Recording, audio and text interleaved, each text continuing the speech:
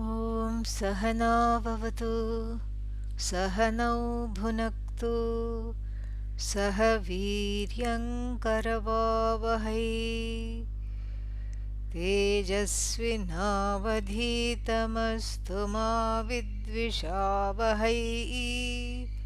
Om Shanti Shanti Shanti. We will start with a small meditation slash uh, pranayama, because that is what is being illustrated and that is what we are studying in verse number 39, I believe. And so we will do that before we get busy with other things, as we are just logged on. We will just do that. So wherever you are sitting, allow the eyes to just fall closed. Eyelids are heavy. Visualize them just dropping on the eyes like a weighted blanket. Head, neck and back are in a single straight line.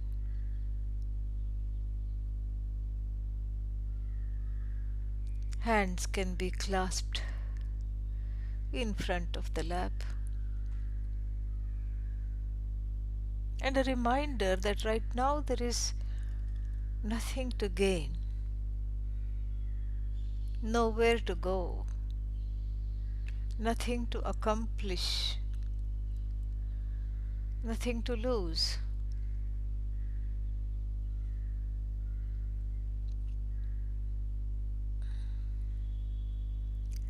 Right here, right now,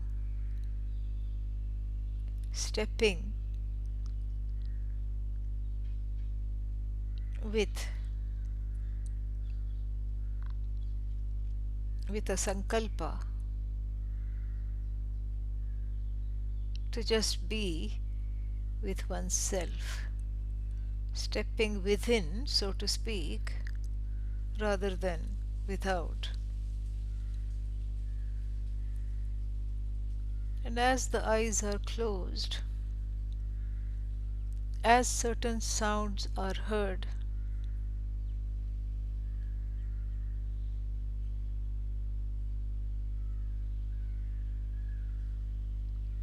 the ears are not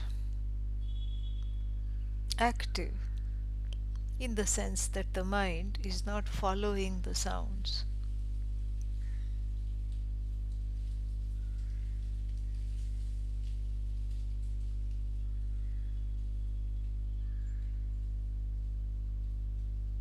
The awareness I, consciousness,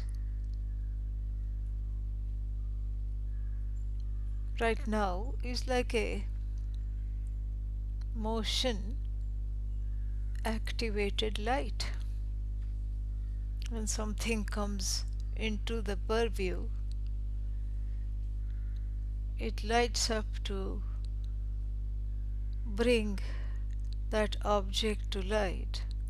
Otherwise, it is with itself. It is not even a witness.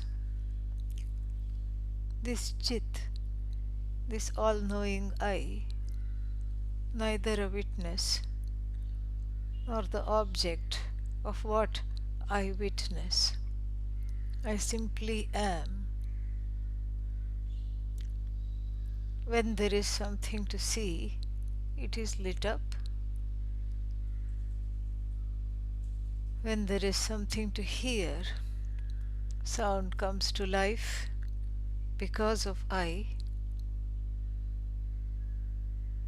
I am free of the indriyas, sense organs, right now are with themselves.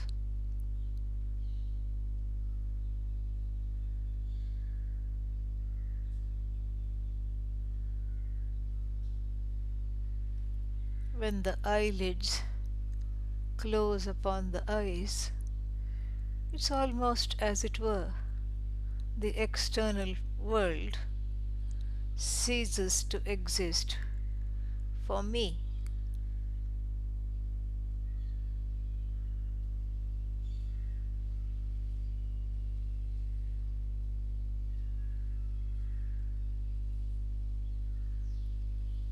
There is only an active internal world in the form of the mind.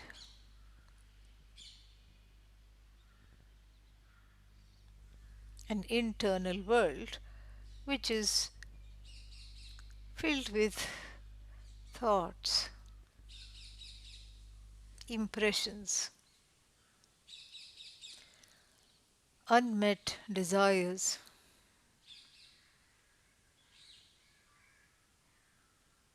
fears, raga, dvesha.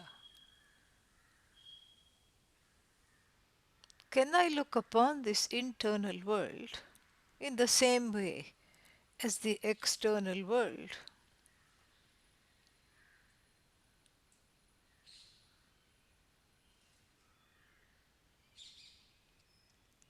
To shut out the external world, I have closed my eyes and made the sankalpa to be with myself. What can I do? Possibly to not let the internal world, my internal world, disturb this sankalpa, disturb me.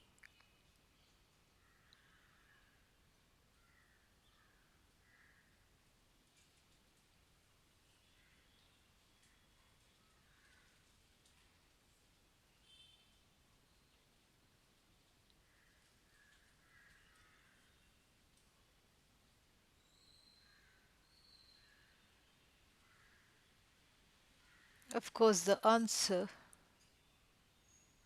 is to allow the thoughts to be lighted up like scurrying animals in the motion detected light, motion sensor.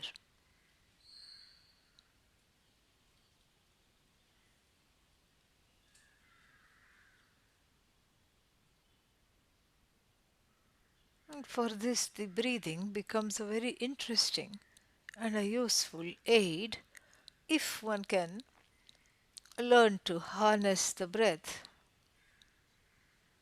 to better understand the witness of the internal world of thoughts, impressions, raga, dvesha.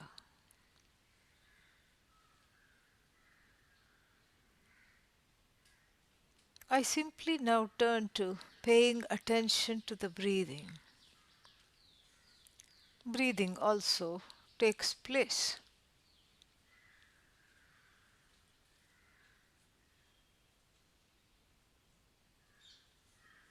The tummy expands every inhalation, and then the abdomen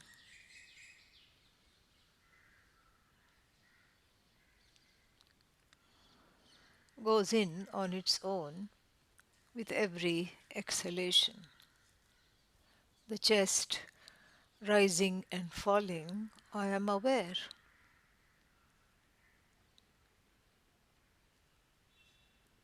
I take the time now to sense the cool breath, the vayu entering the nostrils with every inhalation. Fresh, cool, life affirming, life giving. And then again, with every exhalation, the warm air departs the nostrils. That which was my prana has become vayu again. And so I watch the breathing as though I'm sitting on the beach, watching the waves, the tide come in and go. Somewhat similar is an internal witnessing of the breath coming and going. Nothing to do right now, nowhere to be.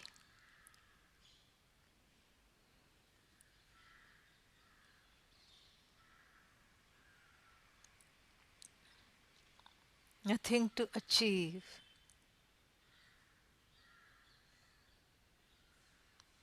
The job is just to watch the breathing. And naturally, the mind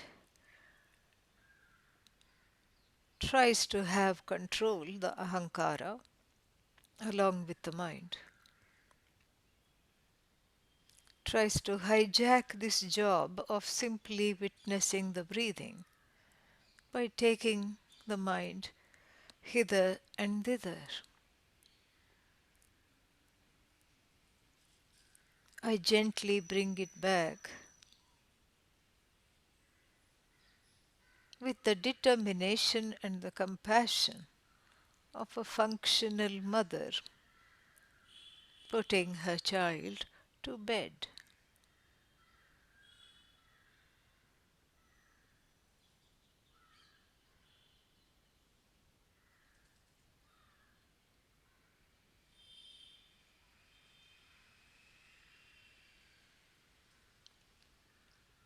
And as we put the mind, the attention, on watching the breath, we find that something interesting happens.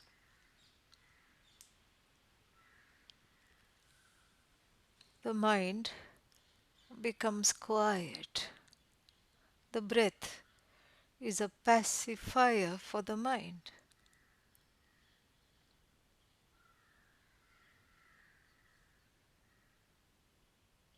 A watched mind is a quietened mind. There seems to be some subtle connection between the mind and the breathing, as is evidenced by people hyperventilating whenever the mind is disturbed.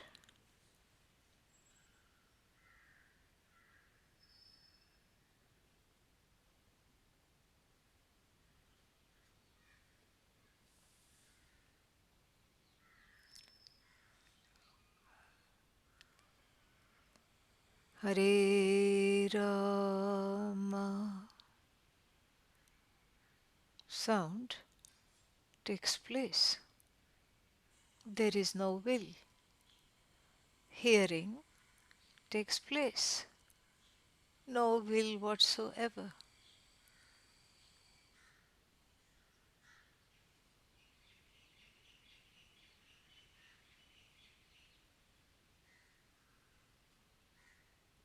Words are heard not because you intend to.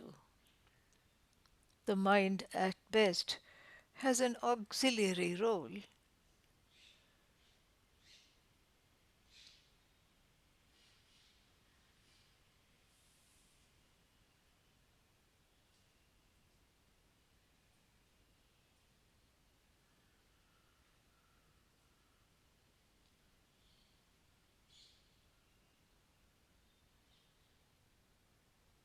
Hare Rama.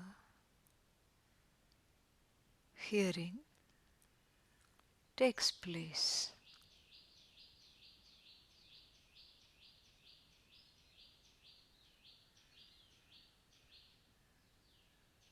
Not because of the ears or the mind, but because of the ear of the ear,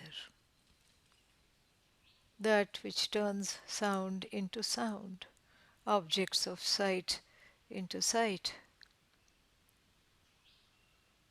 Free of hearing, free of seeing, I am. That which is the mind of the mind, manaso manaha, because of which the mind functions, because of which thoughts, impressions, vasanas, samskaras fall into the mind.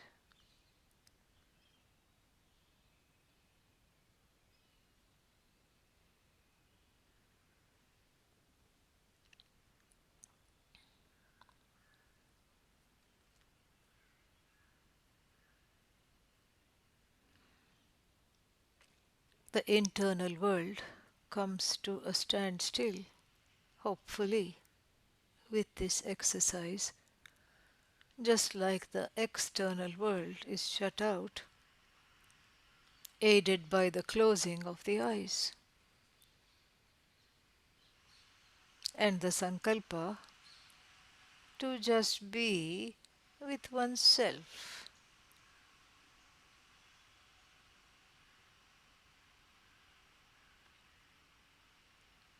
If the internal world is still active,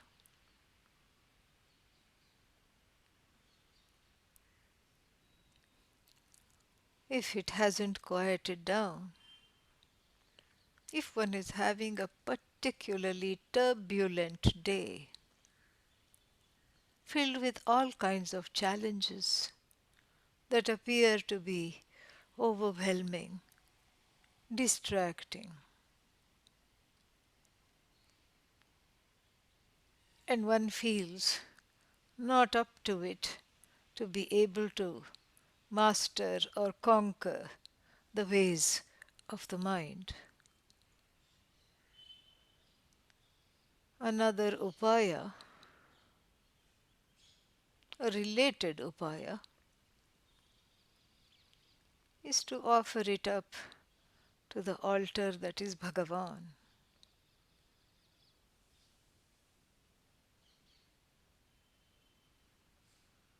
Let the mind graze in the world of thoughts. At the same time, we say Tasmai Namaha.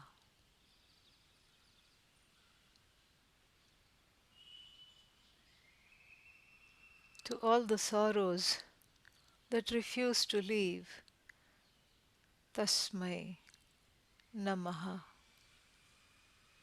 To all the fears that grip one in the belly like a ball, Tasmai Namaha. To all the insecurities, the uncertainties of the future, yawning before oneself like an endless and bleak road, Tasmai Namaha. To the past that shadows the present like a robber, stalking all the time, stealing one's peace of mind, one's very being, joyful in the present from oneself. Tasmai Namaha.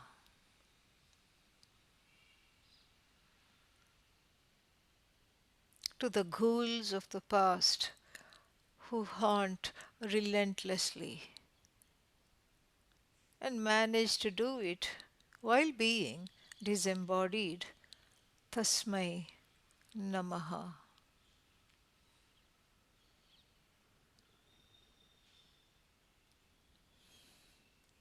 To the ragas and dveshas that hijack the pursuits.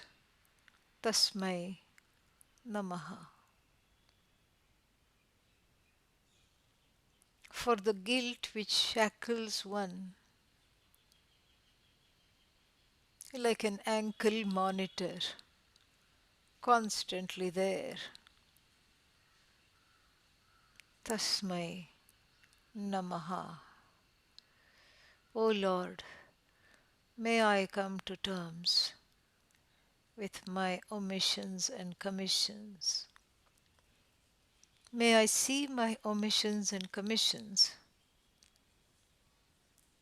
as part of your manifest universe, as a law. May I be free of their hold. Tasmai, unto all those things for which I have regret. Namaha.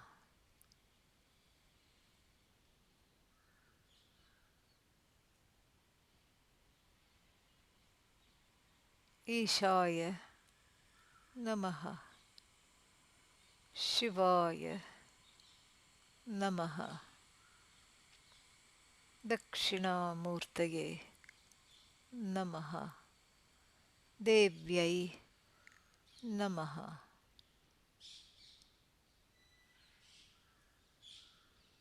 Vasudevaya Namaha. Ganapataye Namaha. Om Namaha.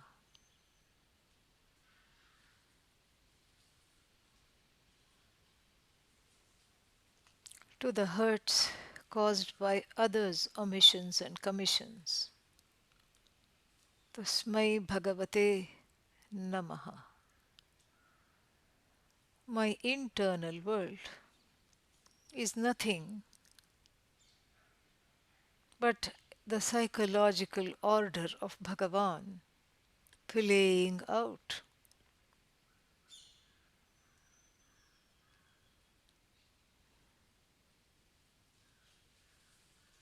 I am just the light of consciousness that lights up the crevices of this internal world, which is like a cave. Stalactites of doubt, stalagmites of despair, bats of viparita bhavana circling around.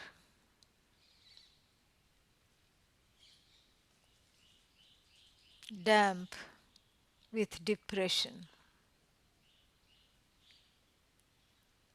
Cracks in the Shraddha.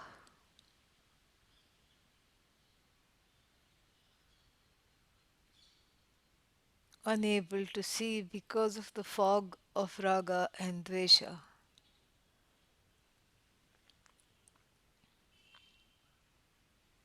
See what? See the glory of myself as Bhagavan,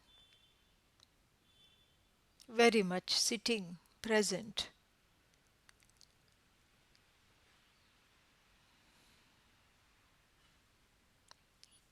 in the same cave,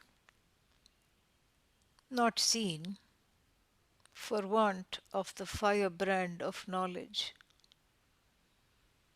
not seen for want of internalization and assimilation of this knowledge that makes all these habitual orientations scatter hither and thither.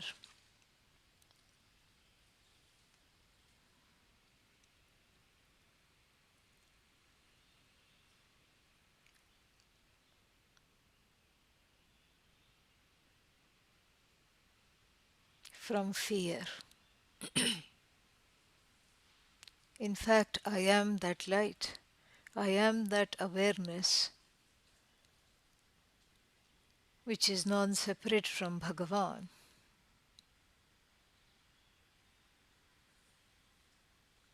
in whose light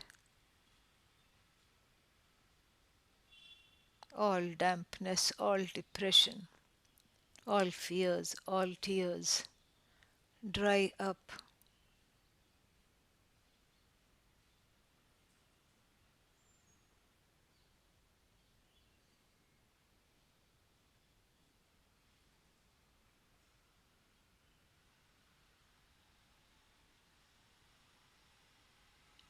I am a being of the light of knowledge, light of consciousness. I am a delightful being because this consciousness being limited, limitless, there are no limits to this light. A limitless light is nothing but delight, endless delight,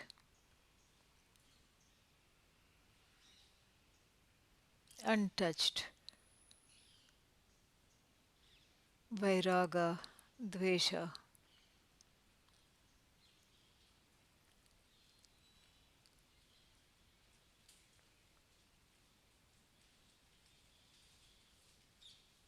Na priya priye sprishataha, says the Brihadaranyaka Upanishad, untouched by agony or ecstasy.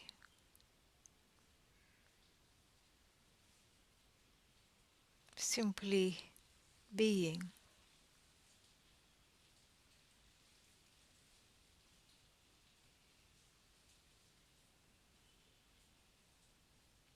I project the external world of names and forms.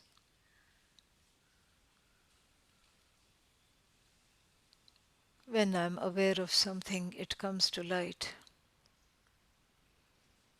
I project the internal world of names and forms of various emotions, states of mind. When I am aware of a pattern, it comes to light. The light itself, I, is free of all projections. No projection, internal or external, no dejection. Just being, a conscious being, a simple conscious being.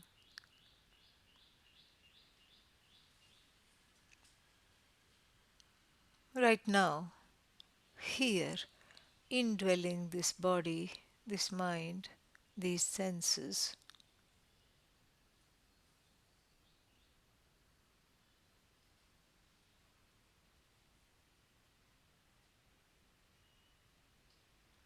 We have to say as though indwelling, as though meditating, as though distracted. Dhyayati iva, lelayati iva, as though focusing, as though scattered, neither focused nor scattered, just being, a knowing being,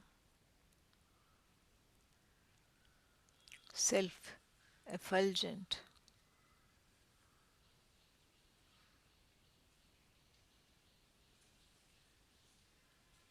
Eko Devaha, one self-effulgent being. Sarvabhuteshu Gudhaha, hidden in all beings. Sarvavyapi, all pervasive. Sarvabhutantaratma, the truth of the entire manifest universe. Karmadhyakshaha, the one who presides over the law of karma. Sakshi, the witness, when there is something to witness. Cheta, in whose presence everything comes to light.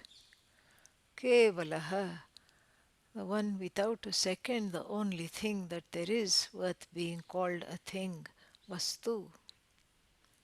Nirgunascha, in itself formless, supporting all forms with its presence, lending its being without becoming any one thing. This is the definition of I. See it, be it.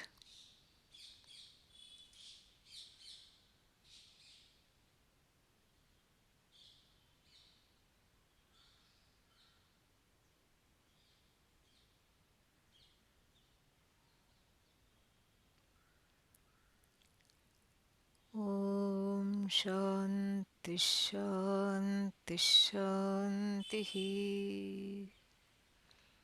When you're ready, you can slowly open the eyes.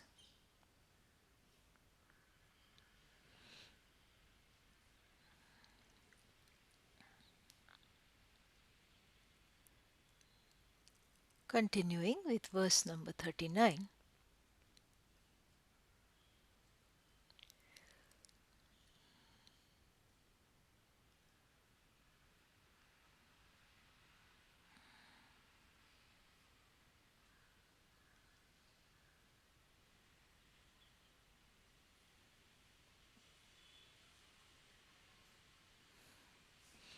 मध्यप्राणं सुषुप्तौ स्वजनिमनुविशन्त्यग्निसूर्यादयो मे वागाद्याः प्राणवायुं तदिह निगदिता ग्लानिरेशान्नवायोः तेभ्यो दृश्यावभासो भ्रम इति विदितः शुक्तिकारोऽप्यकल्पः प्राणायामव्रतं तच्छ्रुतिशिरसि मतं स्वात्मलब्धौ न चान्यत्.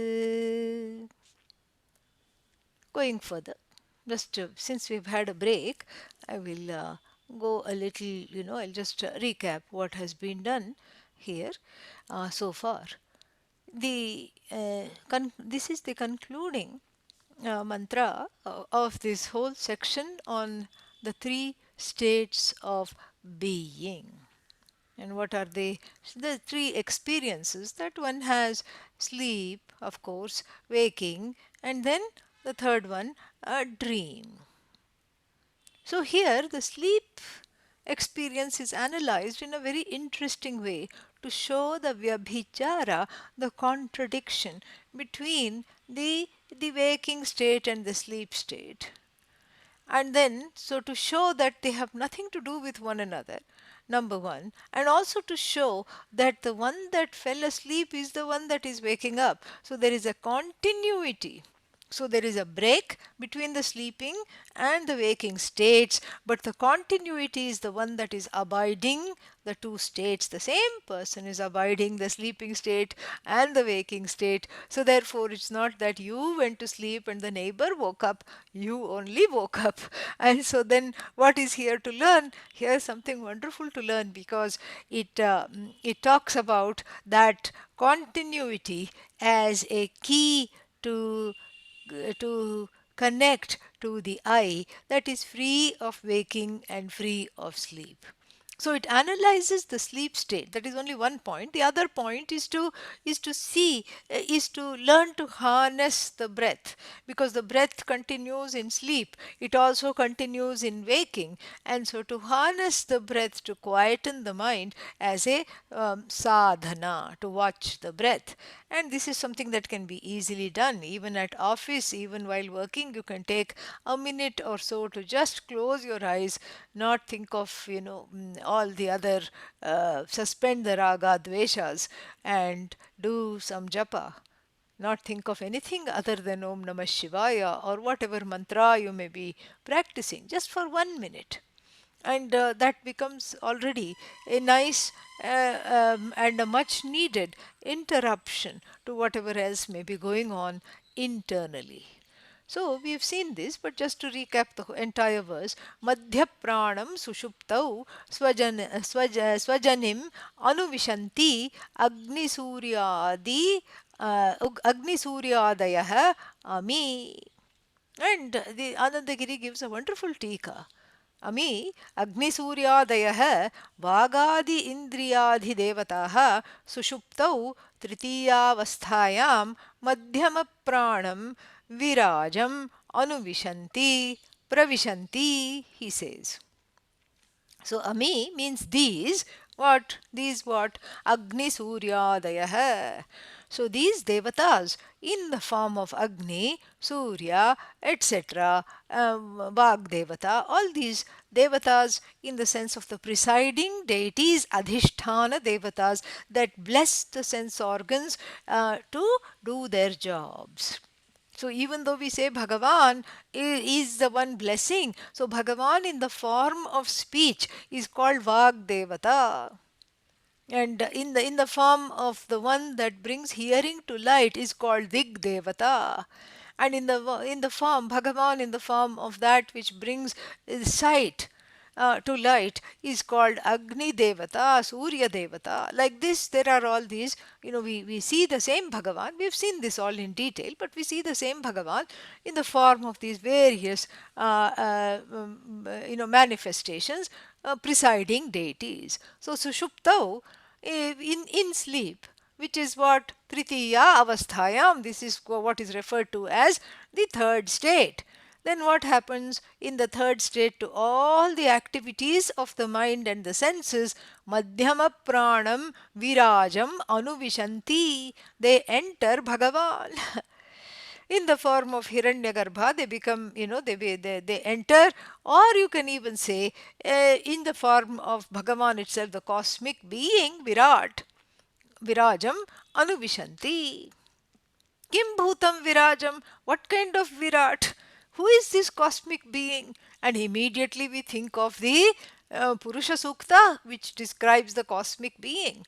And then he answers the question, Swajanim, Swasya Janihi Yasmin Saha Tatha Svotpadakam.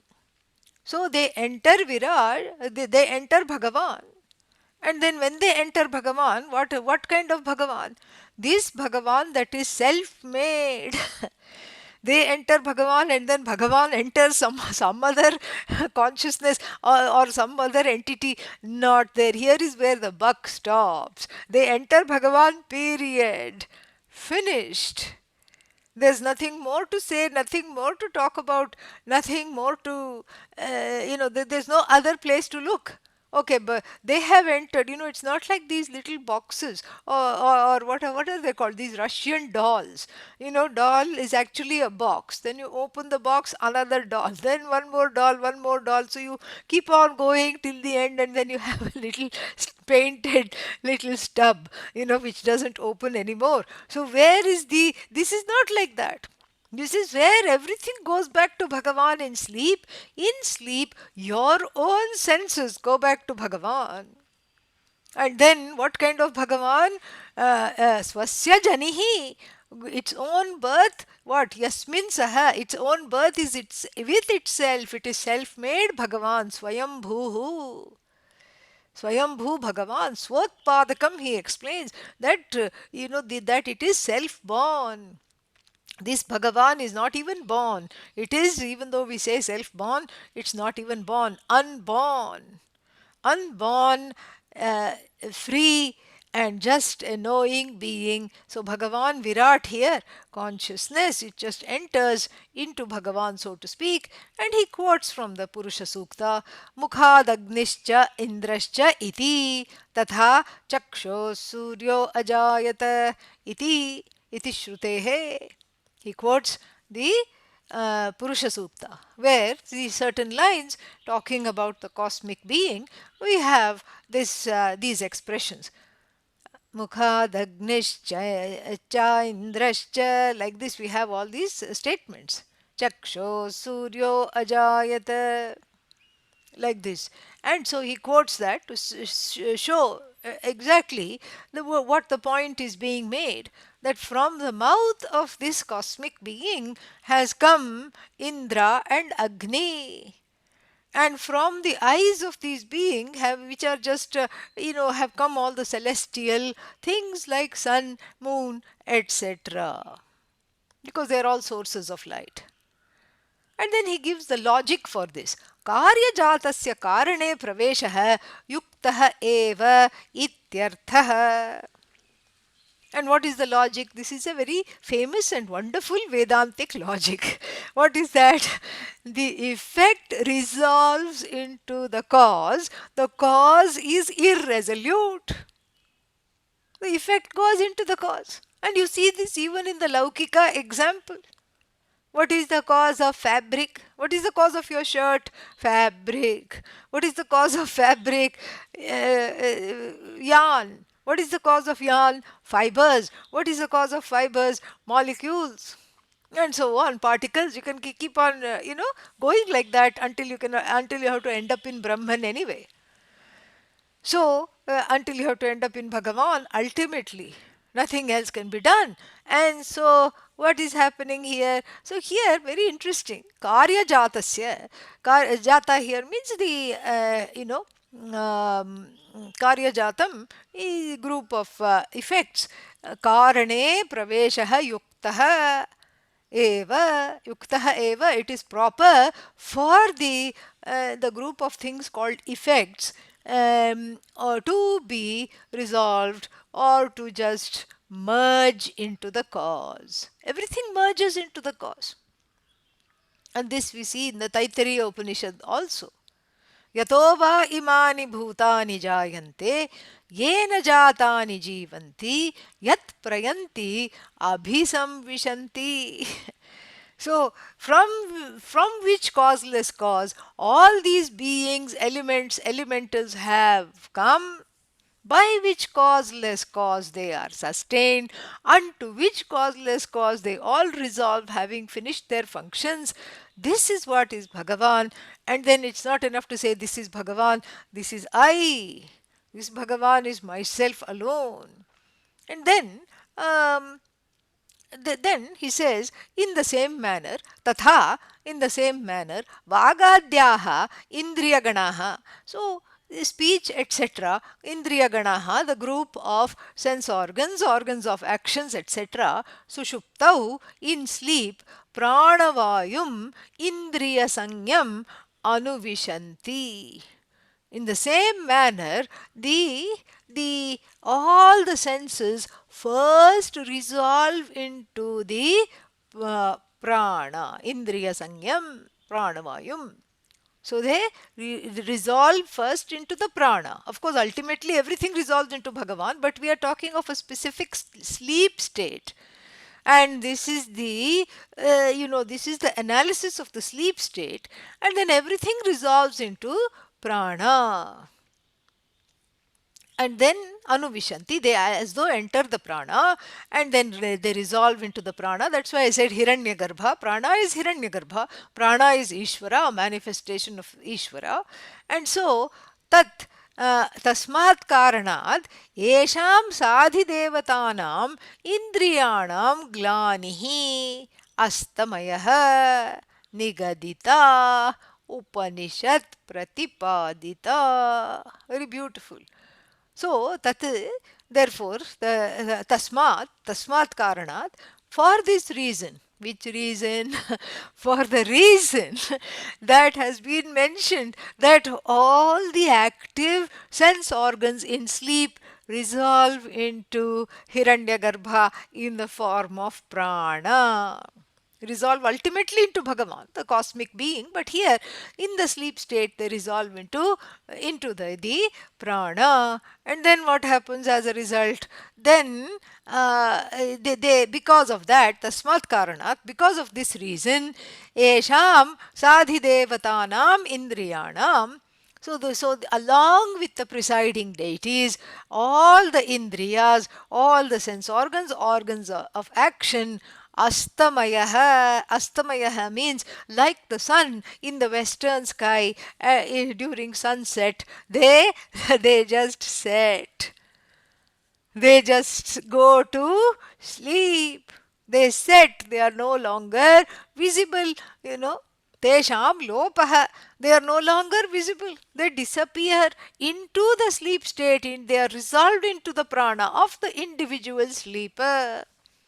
And then glanihi here means, which is the glanihi is the word that is used in the verse. So astamayaha means they have reached a state of setting. So the indriyas have set behind the hill.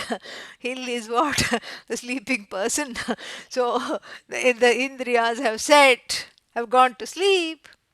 And how do we know this? Nigadita. So, nigamena nigadita. Nigadita means told, talked about, expounded, unfolded by which authority? Upanishad Pratipadita Nigadita. It is taught by the Upanishads. The Upanishads, talk about the sleep state. You read Mandukya, you study Aitareya Upanishad, so many other Upanishads. Brihadaranyaka, of course, does a big analysis of all the states and death, etc. All these things it talks about. And then, so therefore, this is not, the author makes sure to say, this is not just me just composing something because I didn't have any other better thing to do. This is coming from the Upanishad herself. Upanishads Pratipadita, unfolded by, explained by, taught by nothing but nothing short of the Upanishad itself. And then what? Parantu. However, but sthula sukshma prapancha laya rupayam sushuptau api. But, parantu means but, however, then what happens? Sthula sukshma prapancha laya rupayam sushuptau api pranavayoho astamayah nasti.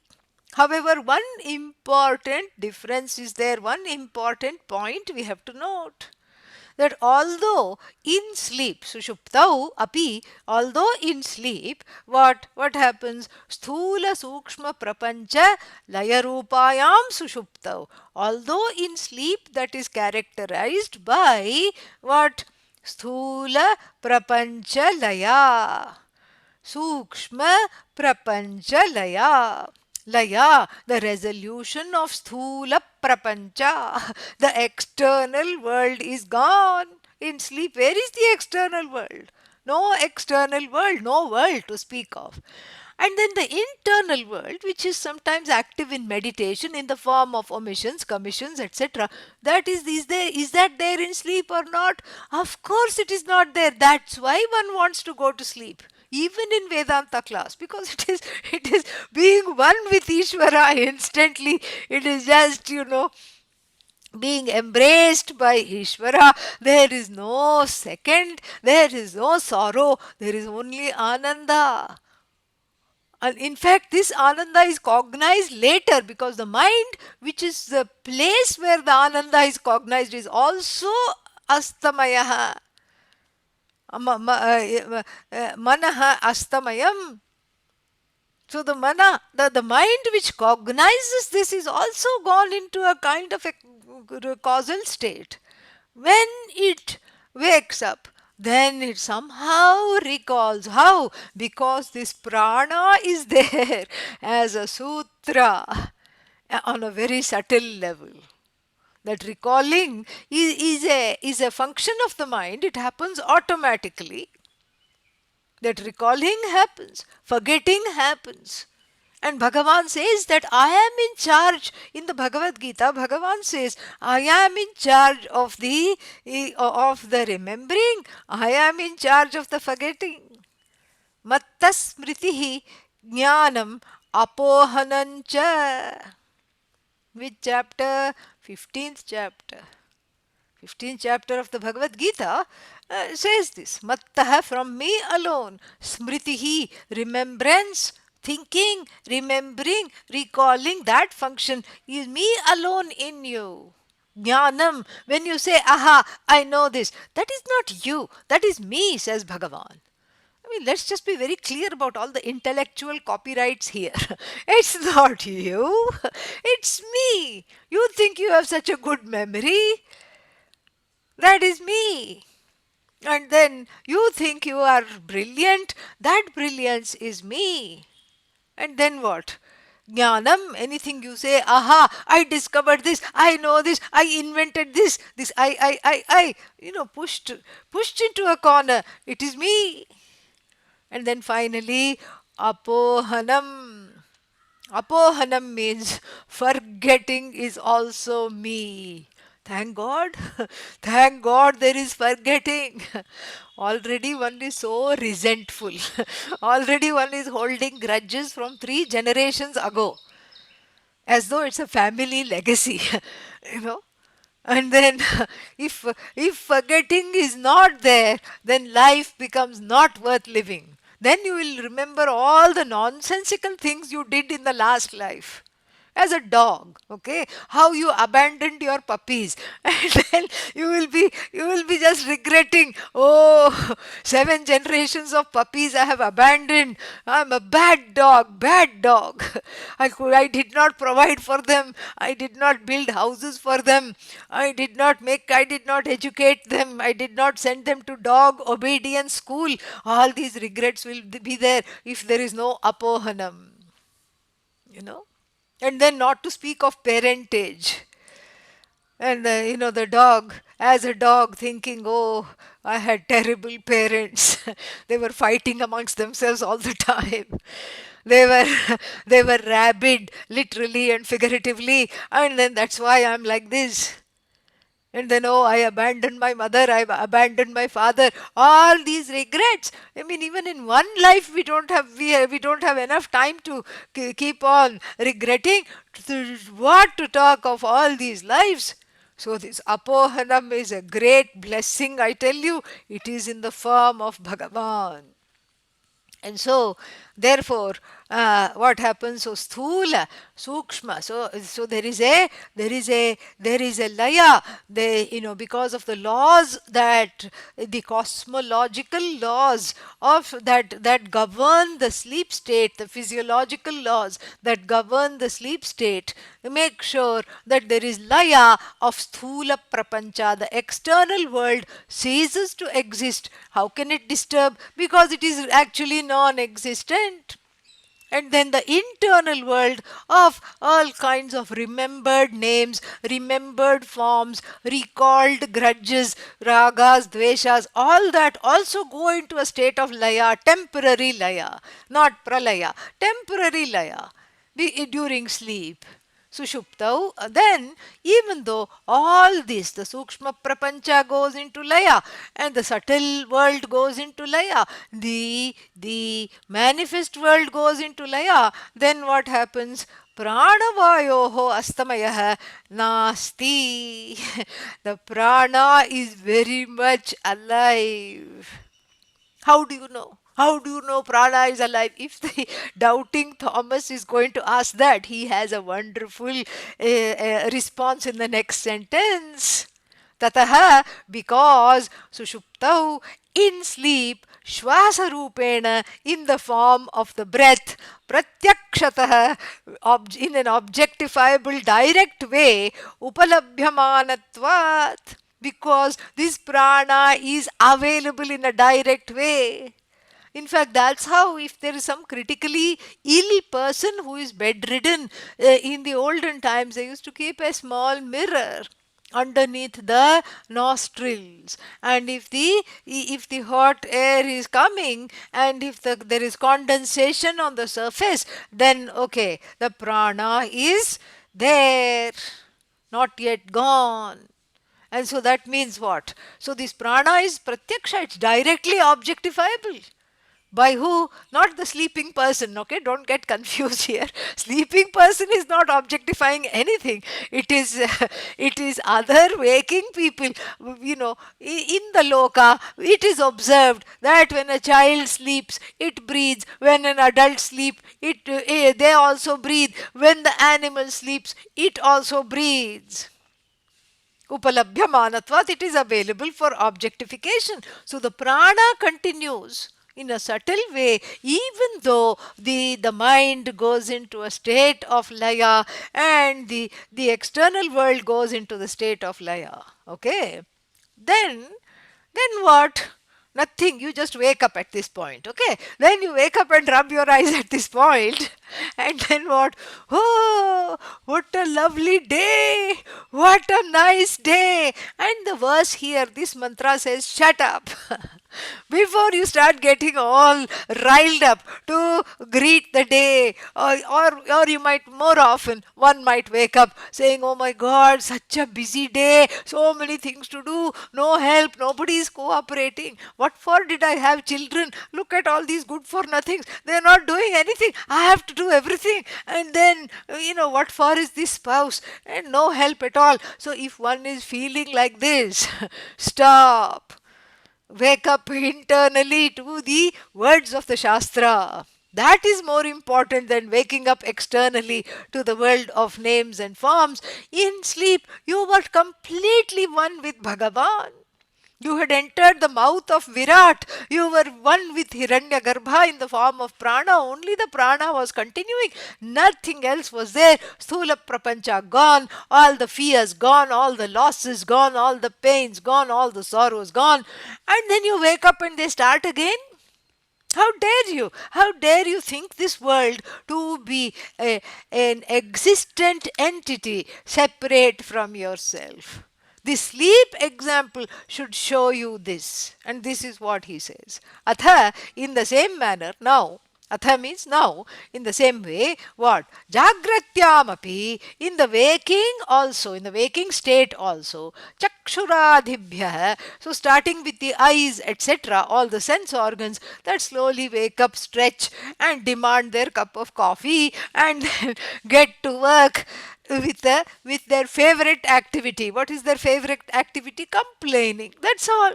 They just see things and then they report to the mind, and the favorite activity of the mind is saying, this is not okay, that is not okay, I hate this, I love this, but I don't have this. All these things. Dosha darshanam. So अथ जाग्रत्यामपि चक्षुरादिभ्यः यः दृश्य आभासः दृश्यानां रूपरसादीनां प्रतिभासः स भ्रमः.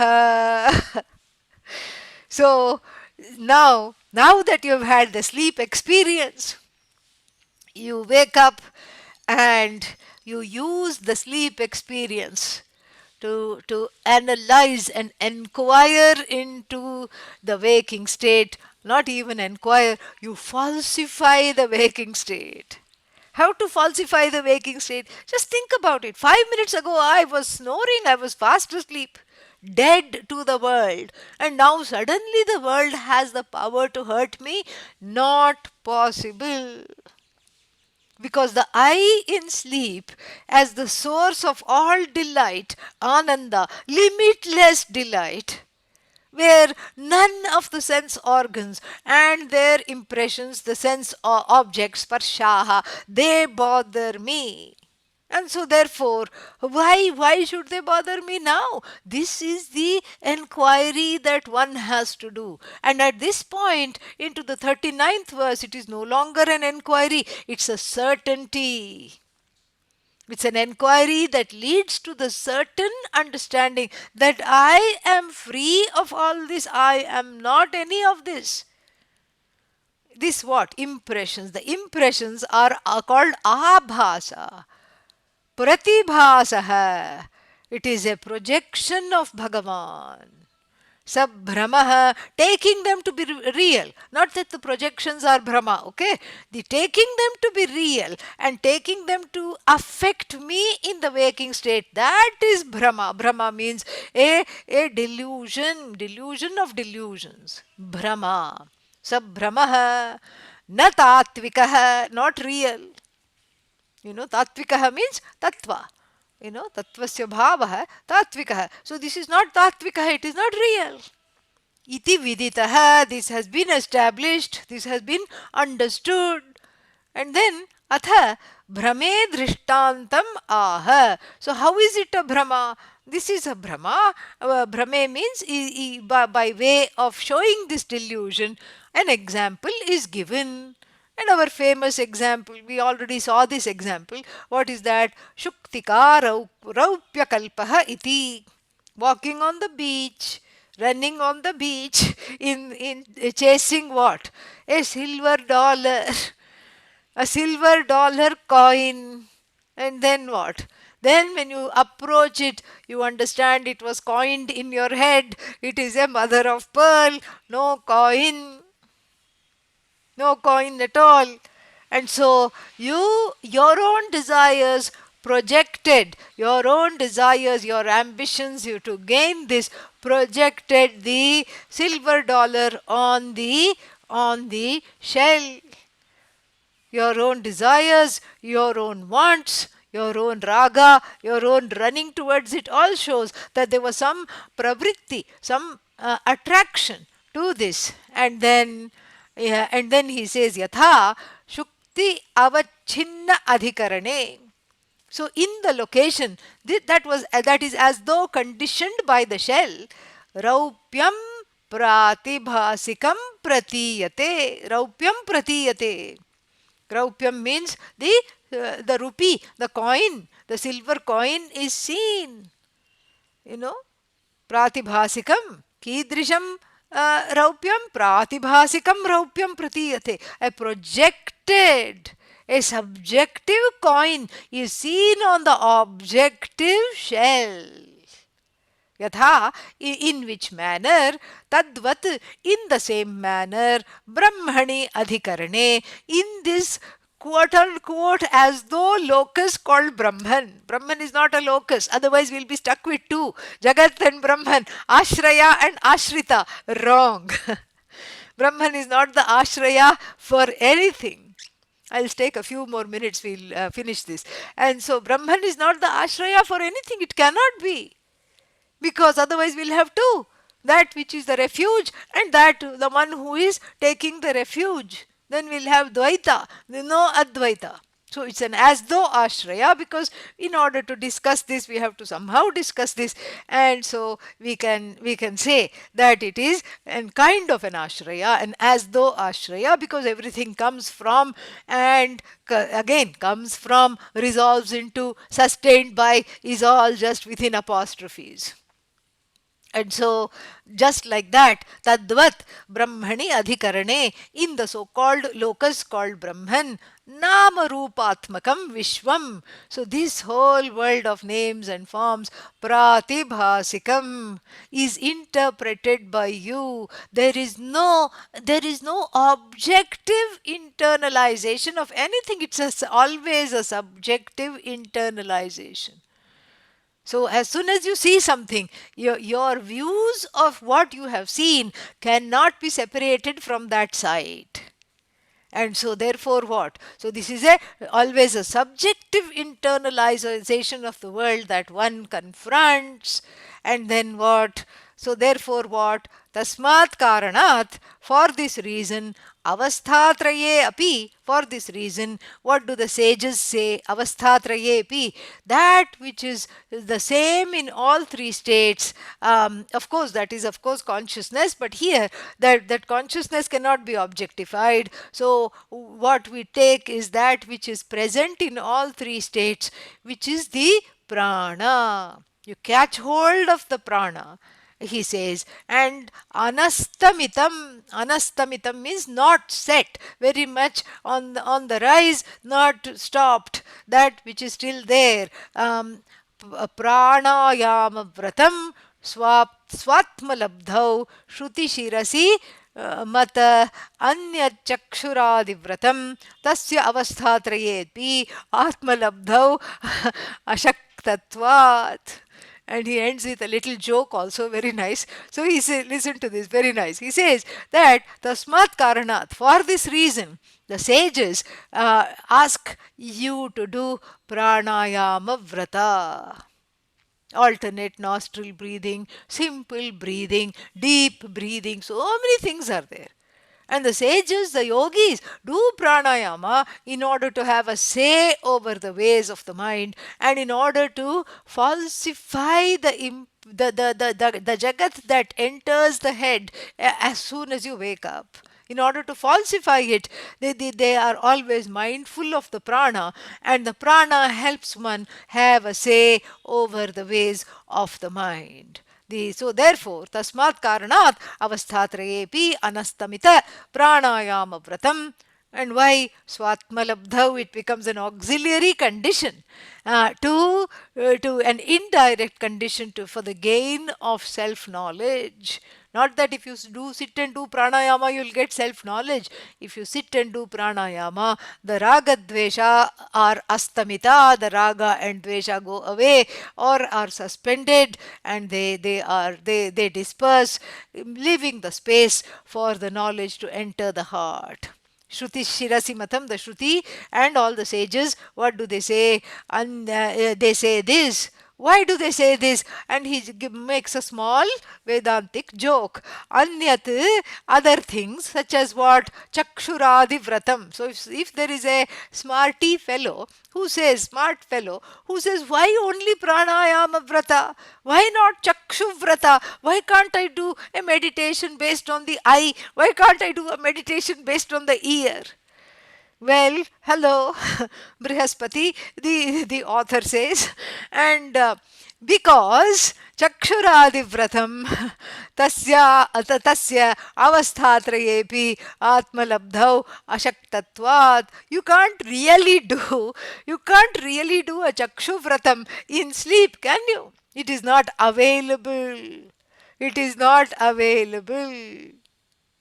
And then this is something, this is something that's why the prana is talked about. The prana is given a place, an important salient place in the mastering of the mind and in the reducing of the pratibhasika. Pratibhasika means this one's own subjectivity through pranayama, etc. Because primarily because any other vrata is not possible, because there is a break between the sleep and the waking states. That which continues throughout, that alone is talked about. Nacha anyat, not anything else. Not anything else means chakshuradi vrata. Even if you do, it's not as effective as pranayama, because prana is sutratma. It binds together, it threads together the sleep, waking, and the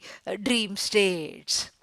Okay, then we come to a very nice verse, because from here, knowing this, this concludes the analysis of the sleeping, waking, and dream states, and then we go firmly into the waking state and think about how to internalize this knowledge and land on the topic of Vairagya, which we shall see next week. So this was just what is it called, a taste of bhashya.